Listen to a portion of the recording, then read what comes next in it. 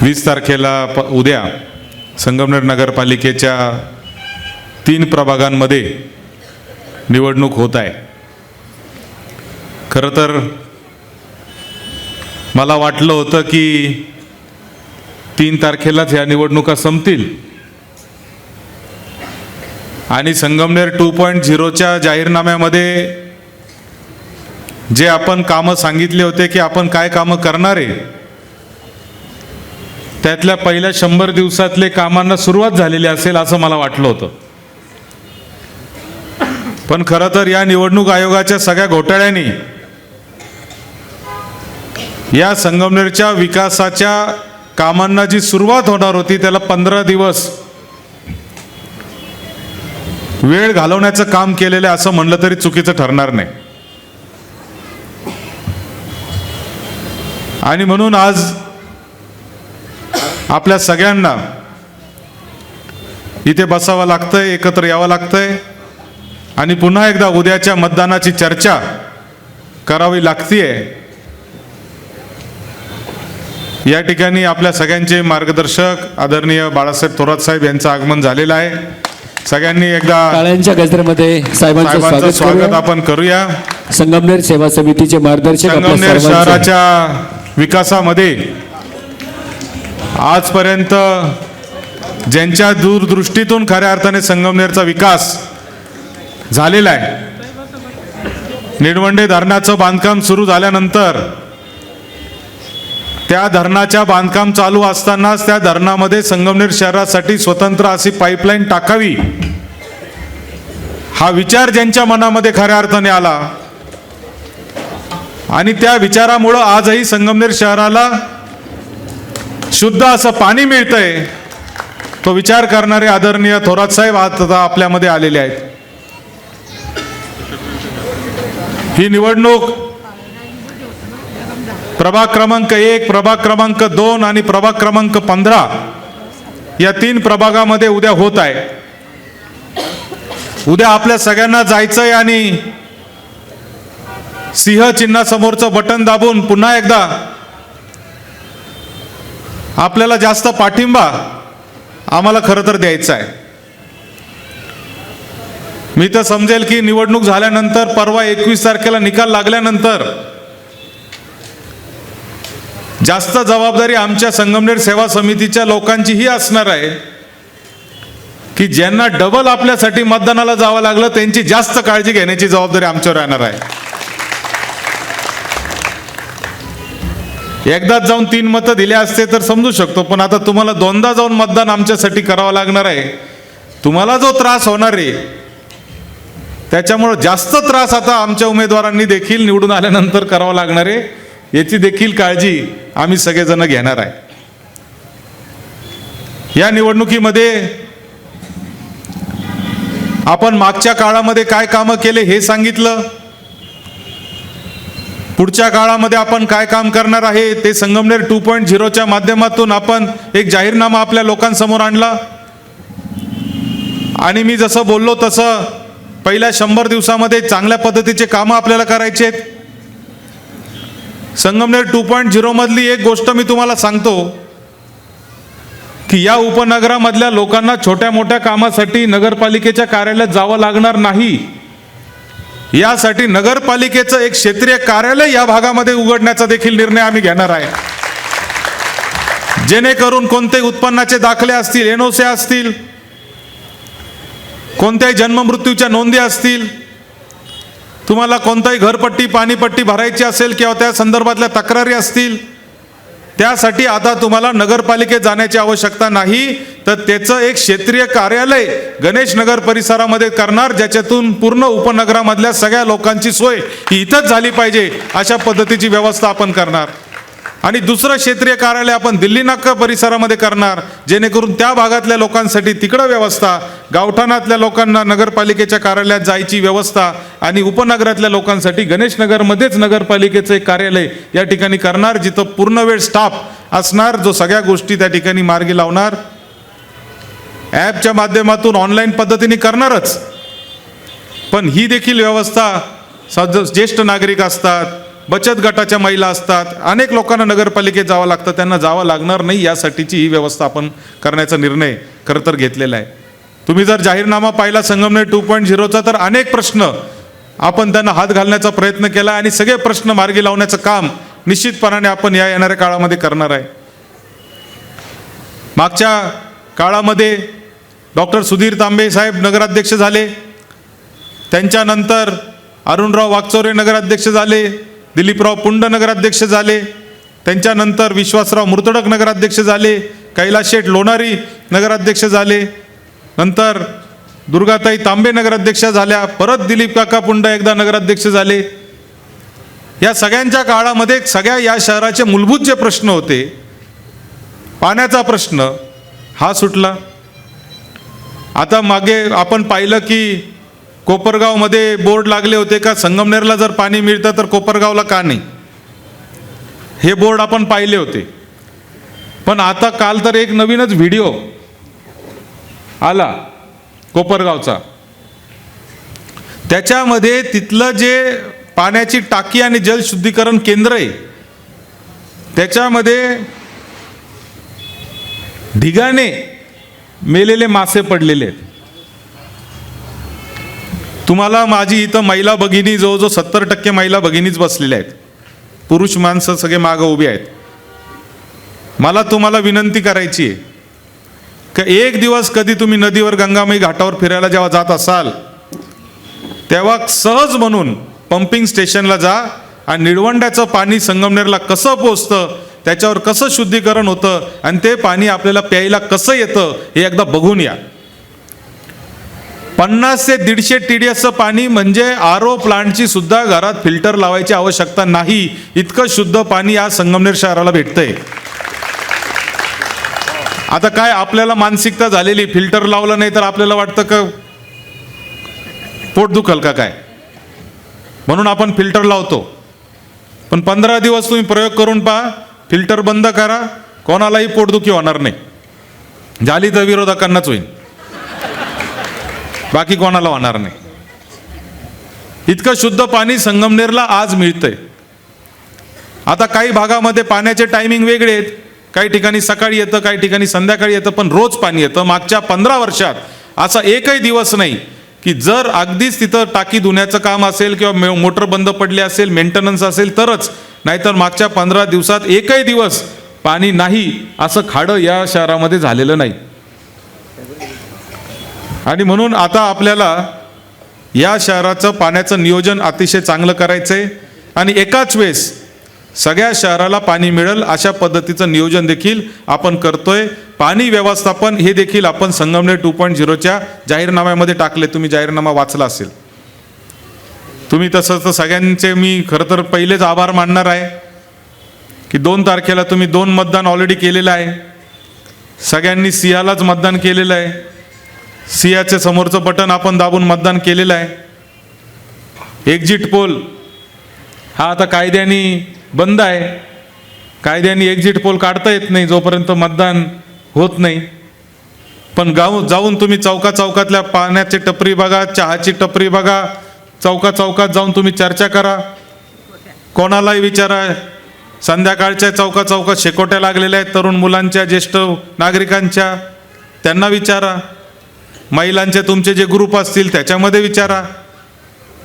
2 तारखेला इतकं प्रचंड मतदान सिंहाला या ठिकाणी झालेलं आहे आणि सिंहाचे संगमनेर सेवा समितीचे 25 पेक्षा जास्त नगरसेवक आणि 10,000 पेक्षा जास्त मतांनी त्या ठिकाणी नगराध्यक्ष म्हणून डॉक्टर मैथिली तांबे या निवडून येणार आहेत.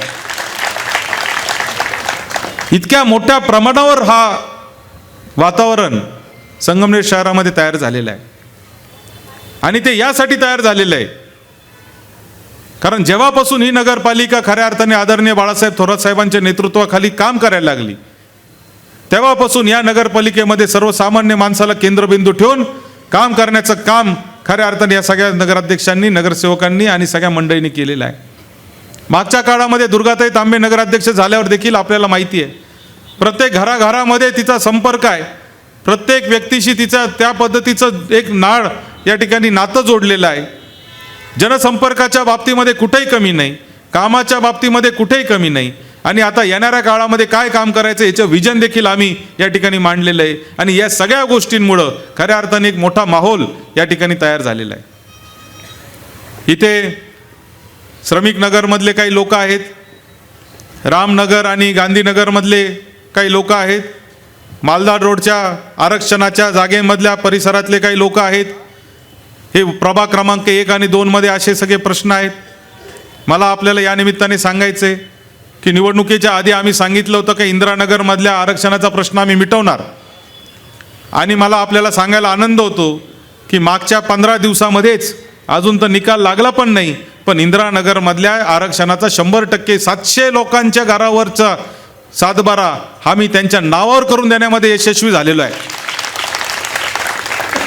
आणि जर तुम्ही पाहिलं असेल, विधान परिषदेमध्ये मी भाषण केलं, इथल्या काही अधिकाऱ्यांना आपल्या इथल्या नेत्यांनी सांगितलं की काही करून हे नावावर झालं नाही पाहिजे.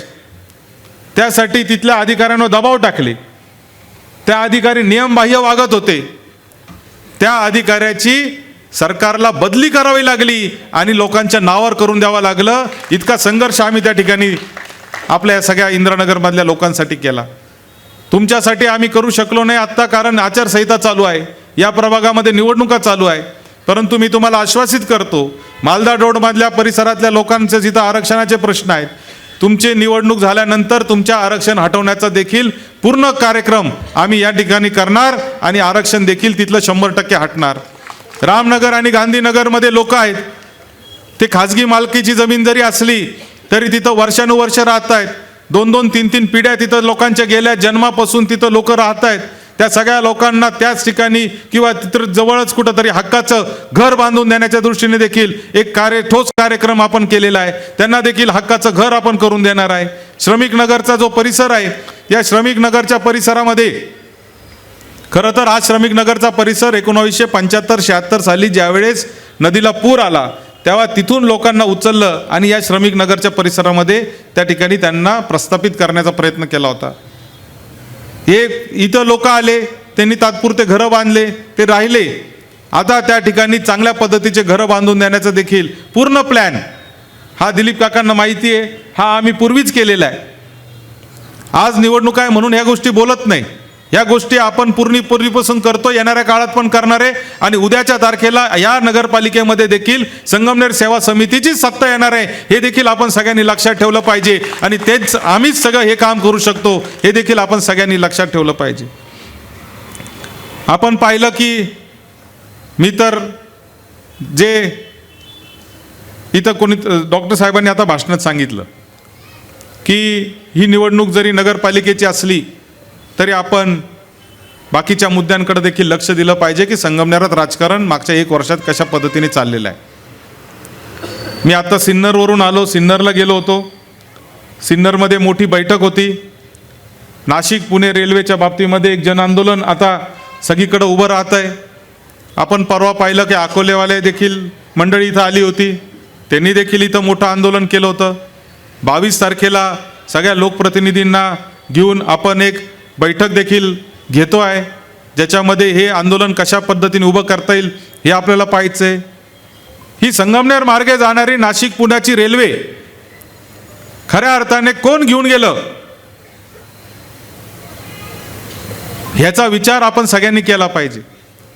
आणि ज्यावेळेस आम्ही पोटतिडकीने मागच्या 1.5 वर्षापासून सांगत होतो का ही रेल्वे पळून घेऊन चाललेले, ही रेल्वे पळून घेऊन चाललेले, ही रेल्वे पळून घेऊन चाललेले, त्यावेळेस आपले लोकप्रतिनिधी सांगत होते पळून घेऊन जायला का ही नेहरू गार्डन मधली रेल्वे आहे का? तुम्ही भाषण ऐकलं असेल कदाचित. काय बोलले ते का पळून घेऊन जायला ही काय नेहरू गार्डनची रेल्वे आहे का? पळून घेऊन जाण्याचा एखादा कागद तरी द्या, असं 1 तारखेला त्यांनी भाषण केलं. आणि 3 तारखेला भारताच्या संसदेमध्ये रेल्वे मंत्री अश्विन वैष्णव साहेबांनी सांगितलं का ही रेल्वे आम्ही शिर्डी अहिल्यानगर मार्गे पुण्याला घेऊन चाललेलो आहे, ही रेल्वे पळून देण्याचं याच्यापेक्षा मोठं कोणतंही उदाहरण असू शकत नाही. खुद्द रेल्वे मंत्र्यांनीच सांगितलं की ही रेल्वे आम्ही आता इकडून घेऊन गेलेलो आहे. आपली रेल्वे नेली तरी आपण जर चिडणार नसू, आपण जर आपल्या भावना व्यक्त करणार नसू, तर मला असं वाटतं की आपल्या इतकं दुर्दैव कोणाचंच नसेल. खरं तर पेटून उठलं पाहिजे संगमनेरकरांनी. रेल्वेचा प्रकल्प असा काही रोज रोज होणारा प्रकल्प नसतो. हा 100-200 वर्षातून एकदा रेल्वे होत असती. आज मी पाहतो की संगमनेर शहरामध्ये फिरत असताना मी अनेक घरांमध्ये गेलो. विशेष करून तुमच्या प्रभागात तर दिलीप काका 1 नंबर 2 नंबर प्रभागामध्ये मी अनेक घरांमध्ये जेव्हा गेलो, आई वडील एकटेच आहेत. मामा पोरं कुठं आहेत? पुण्याला आहेत, नोकरी करतायत. इंदिरानगरमधला एक मुलगा, 2 भाऊ हे पुण्यामध्ये नोकरी करतात. दर शुक्रवारी संध्याकाळी मोटरसायकलवर घरी येतात आणि सोमवारी सकाळी परत जातात. मी त्यांना म्हणलं का बरं येतात? नाही म्हणले आई वडिलांची काळजी घ्यायला कोणी नाही. आई वडिलांची काळजी घ्यायला ते या ठिकाणी येतात आणि एखाद्या दिवशी रस्त्यामध्ये ॲक्सिडेंट होतो आणि घरातला करता मुलगाच त्याच्यामध्ये जातो. ही जर रेल्वे जर आपण केली आणि 1000-2000 रुपयामध्ये जर पास चालू झाला आणि हे मुलं जर तास दीड तासामध्ये पुण्याला रोज जाऊन येऊन करायला लागले तर मुलं आपल्या पशी पण राहतील, सुरक्षित पण प्रवास करतील. पुण्यामध्ये राहायचं म्हणजे 10,000 रुपयाच्या खाली फ्लॅटचं भाडं नाही, 7-8-10 हजार रुपये त्या ठिकाणी किराणा भरायला आणि बाकीचा खर्च आहे. 25-30 हजार रुपयाच्या पगारात 15,000 रुपये त्याच्यातच खर्च होतात. हेच जर मुलगा संगमनेरला राहायला लागला, आई वडिलांची पण काळजी घेऊ शकतो, पैसे पण वाचू शकतो आणि सुरक्षितपणे नोकरी देखील करू शकतो, व्यवसाय करू शकतो, उद्योगधंदे इथे येऊ शकतात. आणि म्हणून मला असं वाटतं की ही रेल्वेचा प्रकल्प आपला कोणी पळून लावला आणि पळून लावल्यानंतर देखील ही नेहरू गार्डन मधली रेल्वे एका पळून घेऊन जायला काही खोटे आरोप करतात. अशा पद्धतीच्या वल्गना ज्यांनी केल्या त्या लोकांना उत्तर देणारी ही उद्याची निवडणूक असली पाहिजे, हे देखील आपण सगळ्यांनी लक्षात ठेवलं पाहिजे. परवा दिल्लीला गेल्यानंतर थोरात साहेबांनी अश्विनी वैष्णव साहेबांची भेट घेतली. अश्विनी वैष्णव साहेबांना त्यांनी विनंती केली आणि थोरात साहेबांबरोबर 20-25 मिनिटं चर्चा केल्यानंतर, खरं तर अश्विन वैष्णव साहेब असे आहेत, आता मी त्यांना 2दा स्वतः भेटलेलो आहे, अतिशय हुशार आणि IAS ऑफिसर राहिलेले आहेत, म्हणजे अधिकाऱ्यामधून मंत्री झालेले आहेत. ते सहजासहजी 10-5 मिनिटाच्या वर कोणाला वेळ देत नाही. थोरात साहेबांना 20 मिनिटं दिले, सगळे नकाशे काढले, त्याच्यावर समजून सांगितलं, त्यांच्या अडचणी काय, त्यांच्या डोक्यात काय विचार आहे ते सांगितले, साहेबांनी त्यांच्या डोक्यातले विचार सांगितले आणि त्यांनी मान्य केलं की आम्ही लवकरात लवकर जानेवारी महिन्यात एकदा सगळ्या लोकप्रतिनिधींना बोलू आणि चर्चा करू. तुम्हाला विश्वासात घेतल्याशिवाय आम्ही असा निर्णय घेणार नाही, असं थोरात साहेबांना त्यांनी परवा शब्द दिला. हे तुम्हाला सांगायचं कारण आहे की आज रेल्वे पळवली. आपल्याला माहिती आहे की संगमनेर तालुक्यामधले संगमनेर खुर्द सारखे जे गाव आहेत, जे संगमनेर शहराचे लागूनचे गाव आहेत, त्यांचं तहसील कार्यालय कुठं नेलं माहिती आहे का? आश्वीला. म्हणजे 1 किलोमीटरवर जे संगमनेर खुर्द आहे तिचं तहसीलदार आता संगमनेरचा नाही, त्याचा तहसीलदार आश्वीचा असणार आहे. तुम्हाला या सगळ्या गोष्टी ह्या समजल्या पाहिजे, संगमनेरकरांना ह्या सगळ्या गोष्टीची जाणीव असली पाहिजे. आणि म्हणून आपल्याला दुसऱ्याच्या रिमोट कंट्रोलवर काम करणारे लोक खऱ्या अर्थाने आज येऊन मोठ्या मोठ्या वल्गना करतील, काही शब्द देतील, काही आश्वासनं देतील. मी तर त्यांना असं म्हणतो का हे आश्वासन सम्राट लोकप्रतिनिधी आहेत, यायचं आणि कुठल्या पद्धतीचं आश्वासन द्यायचं, मी हे करील ते करील, सगळ्या पद्धतीचे आश्वासने देतील. परंतु एकच गोष्ट लक्षात ठेवली पाहिजे का या संगमनेर शहरामध्ये काम करत असताना आपला स्वाभिमान जागा असला पाहिजे. संगमनेरकरांचं राज्य हे संगमनेरकरांच्याच हातामध्ये असलं पाहिजे. दुसऱ्या तिसऱ्याच्या रिमोट कंट्रोलवरून या ठिकाणचा निर्णय होता कामा नये. आज रेल्वे पळवली, उद्या जर पाणी पळवलं तर तुम्हाला पण 4 दिवसांनी पाणी येणार आहे. आज रोज पाणी येतं, पण उद्या जर आपलं पाणी पळवलं तर आपल्याला सुद्धा 4-5 दिवसांनी पाणी परत येईल. अशी परिस्थिती आपल्यावर येऊ नये यासाठी उद्या सकाळी 7:30 वाजता बाकीचा विचार न करता आपण पहिलं काम जे करायचंय ते म्हणजे घराच्या बाहेर जाऊन सिंह या चिन्हासमोरचं बटन दाबून आपल्याला या दोन्ही उमेदवारांना निवडून द्यायचंय. दिलीप काका पुंडनच्या बाबतीत आपल्याला सांगायची आवश्यकता नाही, ते अतिशय अनुभवी ज्येष्ठ नेते आहेत अनेक वर्षांपासून नगरपालिकेमध्ये काम करतायत, प्रत्येकाच्या सुखदुःखामध्ये येत आहेत. गणेशनगरसारखा उपनगरातला अत्यंत चांगला असा वॉर्ड तो सांभाळतायत. कुठंही आपण बेशिस्तपणा त्या ठिकाणी दिसत नाही. अतिशय शिस्तीत काम करणारा वॉर्ड आहे. सगळ्यांशी प्रेमाने संबंध आहे. कुठेही गुंडगर्दी नाही, दमदाटी नाही, कोणाशी भांडण नाही, तंटा नाही आणि कुठंही रस्त्यावर जाऊन कोणालाही त्रास देण्याची भूमिका कधी नसलेला दिलीपराव पुंडनसारखं व्यक्तिमत्व या ठिकाणी या नगरपालिकेला उभा आहे. अर्चना ताई इकडे, अर्चना दिघे ही बस, सुभाष कुठं गेला? अर्चना आणि सुभाष हे समोरच्या गांधीनगरमध्ये राहणारं दाम्पत्य आहे. अतिशय सामान्य परिवारातून त्याला तिकीट देण्याचं काम खऱ्या अर्थाने आपण केलं, त्याला संधी देण्याचं काम आपण केलं. ते यासाठी केलं की सामान्य माणसाचा आवाज सुद्धा नगरपालिकेत असला पाहिजे, यासाठी आपण त्यांना तिकीट देण्याचं काम केलेलं आहे. त्याच्या खिशामध्ये फुटकी दमडी सुद्धा नाही, त्याच्या खिशामध्ये फुटकी दमडी सुद्धा नाहीये. त्याला संधी दिली, त्याला स्वतःचं घर नाही. आपल्या सिद्धिविनायक मंदिर ऑरेंज कॉर्नर मधलं त्या सिद्धिविनायक मंदिराच्या खोलीमध्ये राहतो आणि मंदिराची सेवा करतो, येणाऱ्या जाणाऱ्यांची सेवा करतो, तिथली साफसफाई करतो. सांगल त्या वेळेस लोकांना फोन करून सांगतो. कधी अर्ध्या रात्री तुम्ही सुभाषला फोन करा, अर्चनाला फोन करा, ते तुमच्या मदतीला येतील. दोन तुम्ही त्याला कधी कधी कचरा नाही उचलला, काही नाही झालं, दोन शब्द त्याला सुनावले तरी त्याला कधी वाईट वाटणार नाही. अशा पद्धतीचा उमेदवार तुम्हाला खऱ्या अर्थाने देण्याचं काम संगमनेर सेवा समितीच्या माध्यमातून झालेलं आहे. हे दोन्ही उमेदवार जे आहे ते अतिशय ताकदीचे उमेदवार आहे, जनसामान्यामध्ये लोकप्रिय उमेदवार आहे. उद्याच्या तारखेला नगरपालिकामध्ये बहुमताचं ज्यावेळेस सरकार आपलं नगरपालिकेमध्ये येणार आहे त्यावेळेस या दोन नगरसेवकांची आणि 15 नंबर मधला देखील ज्या पठाणताई आपल्या नगरसेविकेसाठी उमेदवार आहे, या सगळ्यांची आपल्याला गरज आहे. आणि म्हणून संगमनेरच्या उज्ज्वल भविष्यासाठी आपण सगळ्यांनी उद्या पुन्हा एकदा सिंह या चिन्हासमोरचं बटन दाबून आम्हाला त्या ठिकाणी मदत करावी. अजून एकदा संगमनेरकरांचे काम करण्याची संधी आपण सगळ्यांनी द्यावी अशी विनंती आपल्या सगळ्यांना करतो आणि थांबतो. धन्यवाद. साई दृष्टी नेत्रसेवा चष्माघर अकोले शहरातील सर्व अत्याधुनिक सुविधा उपलब्ध असलेले एकमेव अद्ययावत शोरूम म्हणजेच साई दृष्टी नेत्रसेवा चष्माघर.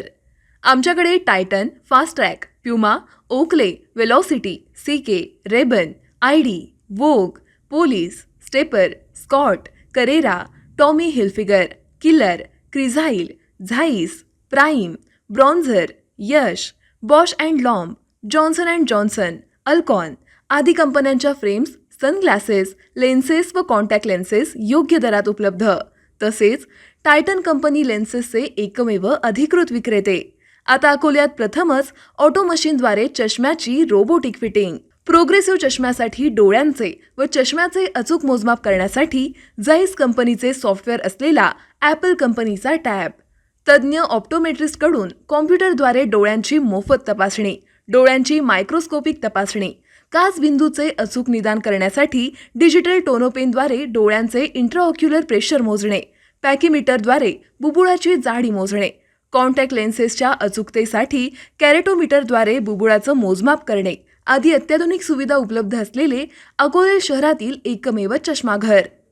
आपल्या अनमोल डोळ्यांच्या समस्येसाठी बिर्ला आय हॉस्पिटल नाशिक यांच्या माध्यमातून तज्ज्ञ डॉक्टर दर गुरुवारी सकाळी 10:30 ते 3:30 पर्यंत साई दृष्टी नेत्रसेवा चष्माघर इथे उपलब्ध राहतील. आमचा पत्ता साई दृष्टी नेत्रसेवा चष्माघर, अकोले बसस्थानकाच्या मागील बाजूस, जय महाराष्ट्र हॉटेलच्या पाठीमागे, अकोले, तालुका अकोले, जिल्हा अहमदनगर. संपर्क 91 36 52 93 93.